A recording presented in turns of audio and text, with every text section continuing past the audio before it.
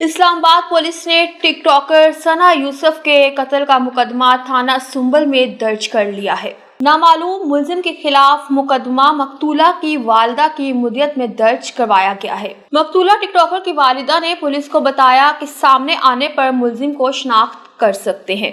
نامعلوم ملزم کے خلاف مقدمہ مقتولہ کی والدہ کی مدت میں درج کیا گیا۔ مقتولہ ٹک ٹاکر کی والدہ نے ابتدائی بیان میں پولیس کو بتایا کہ سامنے آنے پر ملزم کی شناخت کی جا سکتی ہے۔ FIR کے مطابق پیر کی شام 5 بجے نامعلوم ملزم ٹک ٹاکر ثنا یوسف کے گھر داخل ہوا۔ ملزم کی فائرنگ سے 2 گولیاں ثنا یوسف کے سینے میں لگیں۔ فائرنگ کے بعد ملزم فرار ہو گیا۔ ثنا یوسف کو ہسپتال منتقل کیا مگر جابر نہ ہو سکی۔ خیال ہے کہ گزشتہ رات پولیس کے مطابق ٹک ٹاکر ثنا یوسف کو گھر میں آئے مہمان نے ہی گولیاں ماری اور موقع سے فرار ہو گیا۔ ثنا یوسف کا تعلق اپر چترال سے ہے۔ علاوہ ازیں افسوسناک واقعے کے اہم انکشافات منظر عام پر آئے ہیں۔ قانون نافذ کرنے والے ذرائع کا کہنا تھا کہ قتل سے قبل ثنا یوسف کی شوٹر سے اپنے گھر کے باہر مختصر بات چیت بھی ہوئی۔ ثنا یوسف کو گولیاں لگیں اور وہ موقع پر ہی جاں بحق ہو گئی۔